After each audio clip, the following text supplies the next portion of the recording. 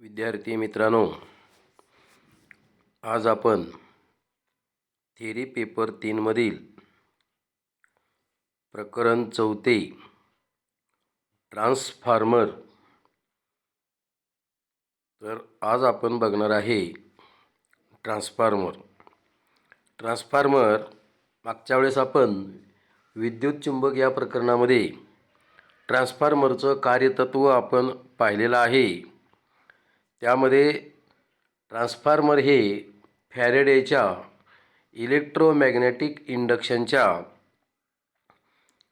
Mutual induction तत्वावर कार्य करते। याचा उपयोग फ्रिक्वेन्सीमध्ये बदल न करता विद्युत ऊर्जा एका सर्किटमधून दुसऱ्या सर्किटमध्ये वाहून नेण्यासाठी होतो। ट्रान्सफॉर्मरची पॉवर सारखी असताना जर त्यामधील करंट वाढला किंवा कमी झाला तर व्होल्टेज कमी किंवा जास्त होते। म्हणजे ट्रान्सफॉर्मर हे एक असे साधन आहे की यामध्ये AC व्होल्टेज किंवा करंट कमी किंवा जास्त करता येतो। परंतु हे करत असताना फ्रिक्वेन्सी आणि पॉवर यामध्ये बदल होत नाही। आपल्या पॉवर सिस्टममध्ये ट्रान्सफॉर्मरचे खूप महत्त्व आहे, म्हणून ट्रान्सफॉर्मरचा अभ्यास करणे आपणास क्रमप्राप्त आहे। ट्रान्सफॉर्मर हे अत्यंत महत्त्वाचं साधन आहे। तर ट्रान्सफॉर्मरचे आता आपण काय पाहूया, फायदे पाहूया। तुम्हाला परीक्षेला प्रश्न विचारला जाईल की ट्रान्सफॉर्मरचे फायदे लिहा, तर ट्रान्सफॉर्मरचे फायदे तुम्हाला लिहिता आले पाहिजेत। पहिला फायदा आहे, हे स्थिर साधन असल्यामुळे फिरणाऱ्या यंत्रात ज्याप्रमाणे घर्षण दुरुस्ती असे प्रश्न निर्माण होतात तसे ट्रान्सफॉर्मरमध्ये होत नाही। लक्षात घ्या, ट्रान्सफॉर्मरमध्ये कोणताही फिरणारा भाग नाही। ट्रान्सफॉर्मर हे स्थिर साधन आहे, म्हणून करता त्यामध्ये घर्षणासारखे किंवा गरम होण्यासारखे दुरुस्तीसारखे फिरणाऱ्या यंत्रात जे दोष होतात ते दोष ट्रान्सफॉर्मरमध्ये होत नाहीत। त्यामुळे या ट्रान्सफॉर्मरच्या देखभाल खर्च किंवा दुरुस्ती खर्च हा कमी असतो। दुसरा फायदा आहे, ट्रान्सफॉर्मर हा कोणत्याही आकाराचा व पॉवरचा बनविता येतो, तसेच तो कोणत्याही ठिकाणी बसवता येतो। तिसरा फायदा आहे विद्यार्थी मित्रांनो, ट्रान्सफॉर्मरची कार्यक्षमता ही चांगली असते। उदाहरणार्थ 97% ते 98%। चौथा फायदा आहे, याची रचना खूपच सोपी असते। आणि पाचवा फायदा, शक्यतो दोष याचे कमी असतात।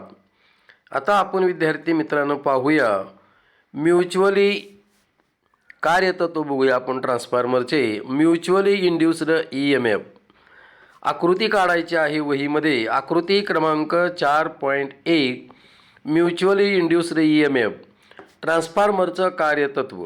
समजा दोन कॉईल एकमेकाजवळ ठेवल्या आहेत किंवा एकमेकाजवळ गुंडाळलेल्या आहेत।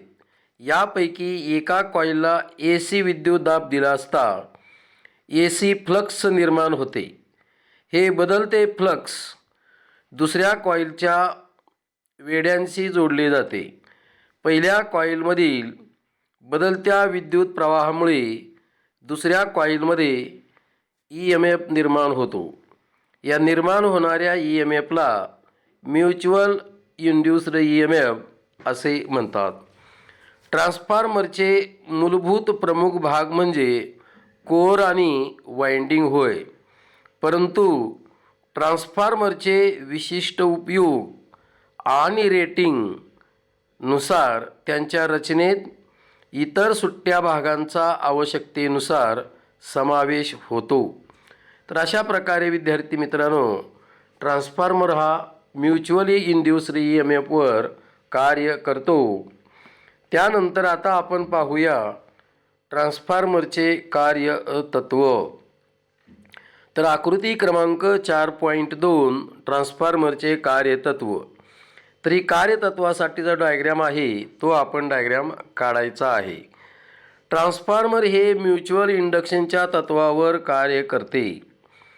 जेव्हा प्रायमरी वायंडिंगला AC सप्लाय दिला असता त्यामध्ये AC फ्लक्स तयार होतात.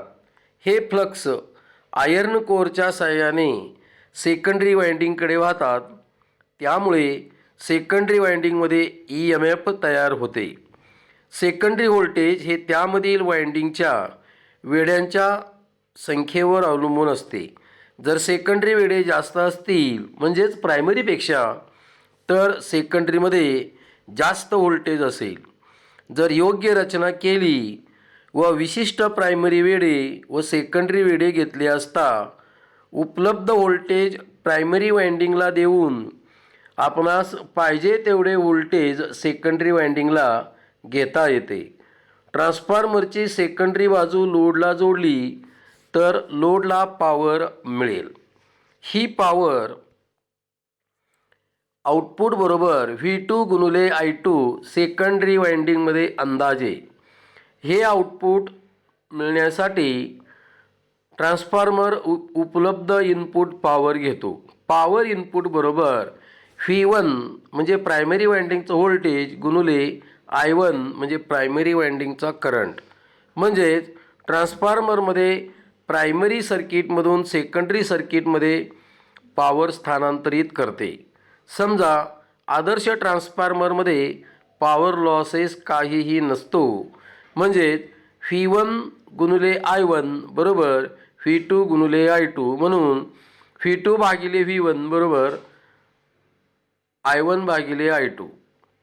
अशा प्रकारे विद्यार्थी मित्रांनो याला म्हणतात ट्रान्सफॉर्मेशन रेशिओ. तर आता आपण बघूया ट्रान्सफॉर्मरची रचना. तर ट्रान्सफॉर्मरमध्ये आकृती क्रमांक 4.3 पहा. यामध्ये ट्रान्सफॉर्मरचे विविध भाग दाखवले आहेत. त्यामध्ये एकूण 13 भाग आहेत. पहिला भाग आहे कोअर, दुसरा आहे वायंडिंग, तिसरा आहे टर्मिनल आणि बुशिंग, चौथा आहे टँक, पाचवा आहे ट्रान्सफॉर्मर ऑइल, सहावा आहे कॉन्झर्वेटर, सातवा आहे ब्रीदर, आठवा आहे एक्सप्लोजन व्हेंट, नववा आहे बुकॉल्स रिले, दहावा आहे रेडिएटर, 11वा आहे थर्मामीटर, 12वा आहे ऑइल फिल्टर प्लग, 13वा आहे लेवल इंडिकेटर. त्यातला पहिला भाग बघूया आपण कोअर. कोअरचा मुख्य उद्देश वायंडिंगला आधार देणे व चुंबकीय मंडल पूर्ण करणे होय. कोअर हे हाय सिलिकॉन स्टीलपासून म्हणजेच कोल्ड रोल्ड सिलिकॉन स्टील स्टॅम्पिंगपासून बनवतात. म्हणजेच CRGO स्टॅम्पिंगपासून बनवतात. सिलिकॉनमुळे प्रामुख्याने हिस्टॅरेसिस लॉसेस कमी होतात. लॅमिनेटेड कोअरमुळे एडी करंट कमी होतो. लॅमिनेशन हे वार्निश किंवा इम्प्रिग्नेटेड पेपर किंवा इनॅमल लावून इन्सुलेट केले जातात. प्रत्येक लॅमिनेशनची जाडी 0.35 ते 0.5 mmच्या दरम्यान असते. लॅमिनेशन करताना त्यांच्यामध्ये एअर गॅप राहणार नाही याची काळजी घेणे आवश्यक आहे. दुसरा भाग आहे विद्यार्थी मित्रांनो वायंडिंग. वायंडिंग ही कोअरवरती केलेली असते. इन्सुलेटेड कॉपर कंडक्टरपासून वायंडिंग वायर तयार करतात. सप्लायला जोडलेल्या वायंडिंगला प्रायमरी वायंडिंग व लोडला जोडलेल्या वायंडिंगला सेकंडरी वायंडिंग असे म्हणतात. वायंडिंगच्या रचनेवरून वायंडिंगचे प्रकार. Cylindrical type winding. ज्या वायंडिंगमध्ये कॉईलची लांबी व लिंबची लांबी समान असते त्यास सिलेंड्रिकल टाईप वायंडिंग असे म्हणतात. आकृती दाखविल्याप्रमाणे हाय टेन्शन व लो टेन्शन प्रायमरी व सेकंडरी वायंडिंग गुंडाळतात. लो टेन्शन वायंडिंग कोअरच्या जवळ गुंडाळतात. म्हणजे जे व्होल्टेज कमी आहे तर ते कोअरच्या जवळ गुंडाळतात. दुसरं आहे सँडविच टाईप वायंडिंग. या प्रकारच्या वायंडिंगमध्ये प्रायमरी आणि सेकंडरी वायंडिंग एकावर एक बसवल्या जातात. सेल टाईप ट्रान्सफॉर्मरमध्ये या प्रकारची वायंडिंग केलेली असते. मोठ्या HT ट्रान्सफॉर्मरमध्ये या प्रकारची वाइंडिंग बसवलेली असते. तिसरा, टर्मिनल आणि बुशिंग. दोन्ही वाइंडिंगची टोके टर्मिनलला जोडतात. या टर्मिनलपासून वाइंडिंगला सप्लाय दिला जातो किंवा लोड दिला जातो. लहान आकाराच्या कमी दाबाच्या ट्रान्सफॉर्मरमध्ये टर्मिनल्स बॅकेलाइट प्लेटवर बसवतात. उच्च दाब असलेल्या ट्रान्सफॉर्मरमध्ये पोर्सेलिन इन्सुलेटर आणि बुशिंगचा वापर करतात आणि अतिउच्च व्होल्टेज असलेल्या ट्रान्सफॉर्मरमध्ये ऑइल फिल्ड बुशिंग किंवा कंडेन्सर प्रकारच्या बुशिंग वापरतात. चौथा भाग आहे टँक. वाइंडिंग व कोअरचा संचय करण्यासाठी टँकचा उपयोग होतो. लहान ट्रान्सफॉर्मरचा टँक हा आयर्न शीटपासून बनवतात. त्यामध्ये हवा खेळती राहण्यासाठी जागा असते. लोड सप्लाय कनेक्शनची सोय केलेली असते. पाचवा भाग आहे कॉन्झर्वेटर. ही एक लहान टँक असून ती मेन टँकवर आकृतीमध्ये दाखवल्याप्रमाणे बसवलेली असते. याला काही वेळेला एक्सपान्शन टँक असेही म्हणतात.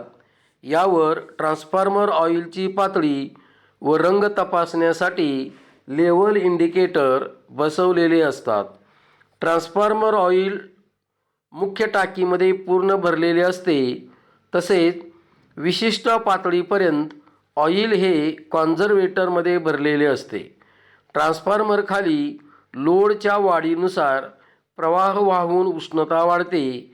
याउलट लोड कमी झाल्यास उष्णता कमी होते. त्यामुळे ऑइल प्रसरण पावते किंवा आकुंचन पावते. म्हणून कॉन्झर्वेटर हा ऑइलने पूर्ण भरलेला नसतो. तसेच ऑइलचे तापमान मोजण्यासाठी कॉन्झर्वेटरवर तापमानदर्शक म्हणजेच टेम्परेचर इंडिकेटर बसवलेला असतो. पुढचा भाग आहे ब्रीदर.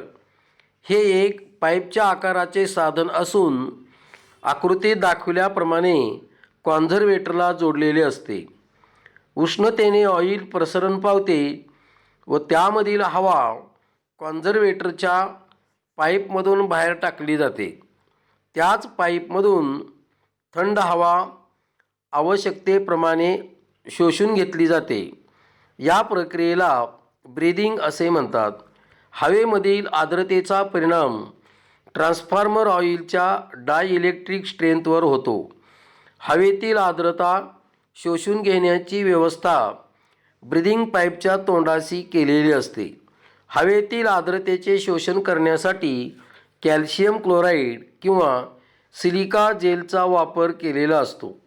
यामुळे शुद्ध व आर्द्रतारहित हवा शोषली जाते. योग्य प्रमाणात आर्द्रता शोषल्याने सिलिका जेलचा रंग पांढरा होतो. ट्रान्सफॉर्मर टँकमध्ये कचरा धूळ जाऊ नये म्हणून ब्रीदरजवळ फिल्टर बसवलेला असतो. पुढचा भाग आहे सातवा भाग ट्रान्सफॉर्मर ऑइल. टँकमधील खनिज तेलास ट्रान्सफॉर्मर ऑइल असे म्हणतात. ट्रान्सफॉर्मर ऑइलचा मुख्य उद्देश म्हणजे चांगले इन्सुलेशन पुरवणे आणि ट्रान्सफॉर्मरमध्ये निर्माण झालेली उष्णता वाहून नेण्यासाठी माध्यम म्हणून हे ऑइल काम करते. ट्रान्सफॉर्मर ऑइलमध्ये खालील गुणधर्म असावेत. 1. डायइलेक्ट्रिक स्ट्रेंथ चांगली असावी. 2. स्वच्छ व धुळीपासून मुक्त असावे. 3. त्यामध्ये आर्द्रतेचे प्रमाण अजिबात असू नये. 4. फ्लॅश पॉईंट 1600°C जास्त असावा. 5. जर एखादा स्पार्क झाला तर ते विझवण्याची क्षमता असली पाहिजे. आठवा भाग आहे एक्सप्लोजन व्हेंट. जर ट्रान्सफॉर्मरमध्ये काही अंतर्गत दोष निर्माण झाला तर टँकमधील दाब वाढतो. तो वाढलेला दाब एक्सप्लोजन व्हेंटद्वारे कमी केला जातो. हा एक वाकवलेला पाईप असून तो टॉप कव्हरला जोडलेला असतो. त्याच्या तोंडाशी पडदा बसवलेला असतो. टँकमधील दाब वाढला की हा पडदा फटतो व दाबाखालील हवा बाहेर पडते. त्यामुळे टँक फुटण्यापासून संरक्षण होते. पुढचा भाग आहे बुकॉल्स रिले. हे एक सुरक्षिततेचे साधन असून कॉन्झर्वेटर व ट्रान्सफॉर्मर टँकच्या मध्ये जोडलेले असते. ट्रान्सफॉर्मरमधील साध्या दोषामुळे जर गॅसेस निर्माण झाले तर ते गॅसेस कॉन्झर्वेटरकडे जातात. त्या मार्गामध्ये मर्क्युरी स्विच असतो व गॅसेसमुळे अलार्म सर्किट चालू होते. आपणास ट्रान्सफॉर्मरमध्ये दोष आहे असे समजते. जर ट्रान्सफॉर्मरमधील दोष मोठा असेल तर मोठ्या प्रमाणात गॅसेस तयार होतात. ते वजनाने हलके असतात. हे गॅसेस कॉन्झर्वेटरकडे वाहण्यास सुरुवात होते. त्यामुळे दुसरे मर्क्युरी स्विच चालू होते व ट्रिप सर्किट ऑन होते. ट्रान्सफॉर्मरची पॉवर बंद होते व ट्रान्सफॉर्मरचे नुकसान होत नाही. 10वा भाग आहे रेडिएटर. याचा उपयोग ट्रान्सफॉर्मर ऑइल थंड ठेवण्यासाठी होतो. रेडिएटर ट्यूबमुळे कूलिंगचे क्षेत्रफळ वाढते. या ट्यूबमुळे गरम झालेले ऑइल वरच्या बाजूने येते व हवेच्या संपर्कामुळे त्याचे तापमान कमी होते आणि थंड झालेले ऑइल परत खालच्या बाजूने ट्रान्सफॉर्मर टँकमध्ये जाते. अशा पद्धतीने ऑइल सतत फिरत राहून थंड होते. 11वा भाग आहे थर्मामीटर. ट्रान्सफॉर्मर ऑइलचे तापमान दर्शवण्यासाठी थर्मामीटरचा उपयोग होतो. 12वा भाग आहे ऑइल फिल्टर प्लग. ट्रान्सफॉर्मर ऑइलला गाळण्याची आवश्यकता असते. हे काम ऑइल फिल्टर प्लग करते. त्यानंतर गाळलेले ऑइल कॉन्झर्वेटरमध्ये जाते. 13वा भाग आहे कॉन्झर्वेटरमधील ऑइलची पातळी तपासण्यासाठी याचा उपयोग होतो. ऑइलची पातळी ही कमाल व किमान यांच्या खुणामध्येच असली पाहिजे. त्याला म्हणायचं लेवल इंडिकेटर. तर विद्यार्थी मित्रांनो, अशा प्रकारे आपण ट्रान्सफॉर्मरमधील 13 भाग पाहिलेले आहेत. यापुढील भाग आपण नंतर पाहणार आहोत. आज आपण या ठिकाणी थांबतोय. राहिलेला भाग आपण पुढच्या तासाला म्हणजे उद्याला पाहूया.